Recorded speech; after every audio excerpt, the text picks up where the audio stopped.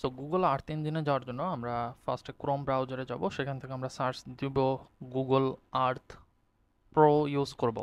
Google Earth pro এই যে আমার এখানে চলে আসছে। দেন আমরা এই ওয়েবসাইটেতে যাব, এখান থেকে লঞ্চ আর্থে যাব। আমাদের একটা নিউ ট্যাব ওপেন হবে, একটু টাইম লাগবে, এটা ইন্টারনেট স্পিডের উপর ডিপেন্ড করে। সো দেন আমরা এক্সপ্লোর আর্থ ডান সাইডের উপরের কর্নারে এখানে যাব। এখানে আমরা হচ্ছে বিগত 50 থেকে 60 বছরের নদীর গতিপথের বা কোনো একটা এলাকার কি পরিবর্তন হয়েছে সেটা দেখতে পারবো।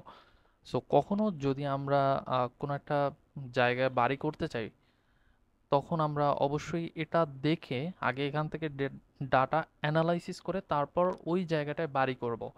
এতে আমাদেরই উপকার হবে। কারণ আজকাল যে পরিমাণ নদী ভাঙতেছে, তাতে কোনো একটা জায়গায় বাড়িঘর করার আগে অবশ্যই সাবধানতা অবলম্বন করা দরকার এবং বিগত বছরের ডাটা অ্যানালাইসিস করে ওই বাড়িটা করা দরকার। কারণ একটা বাড়ি মানে হচ্ছে এখানে অনেক ইনভেস্টমেন্ট। সো কোনো একটা বাড়ি করার আগে অবশ্যই সেখানকার ডাটাটা অ্যানালাইসিস করতে হবে।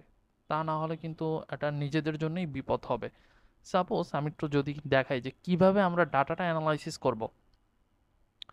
এটার জন্য আহ, আমরা যেখানে আমাদের লোকেশনটা, যেমন আমি এখানে যেটা দেখাচ্ছি এটা পটুয়াখালী জেলার গলাচিপার যে রামনাবাদ নদী হচ্ছে এটা। সো আমি এই নদীটার অ্যানালাইসিস করব যে এই নদীটা আসলে আমি হচ্ছে সাপোজ এখানে বাড়ি করতে চাই। এই যে এখানে দেখতে পাচ্ছি আমরা অনেকগুলো ঘর বাড়ি আছে আগে থেকেই। সো আমি সাপোজ হচ্ছে এখানে বাড়ি করতে চাই। এখানে বাড়ি করাটা আমার জন্য ঝুঁকিপূর্ণ হবে কি হবে না, এই বিষয়টা জানার জন্য আমি এই গুগল আর্থ প্রোটা ইউজ করব। সো এখান থেকে আমি কি করব এখন, যে এখানে যেহেতু বাড়ি করতে চাই, তার মানে আমাকে বিগত 10 থেকে 20 বছরের ডাটা অ্যানালাইসিস করে দেখতে হবে যে এই পারে নদীর ভাঙনের রেট কীরকম।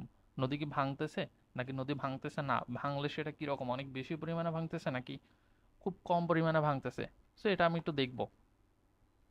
সো এটার জন্য আমাকে যেটা করতে হবে, অ্যাডে যেতে হবে। অ্যাডে গিয়ে এখানে ফার্স্টে বর্তমানে যে অবস্থানে আছে পাত বা পলিগনে যাব। এখান থেকে আমি বর্তমানে এই যে আমার বাড়ি আমি করতে চাই সাপোজ এখানে, তো বর্তমানে নদীর অবস্থানটা আমি হচ্ছে সিলেক্ট করে নেব পয়েন্টের সাহায্যে। সাপোজ বর্তমানে নদীর অবস্থানটা হচ্ছে এরকম, এই যে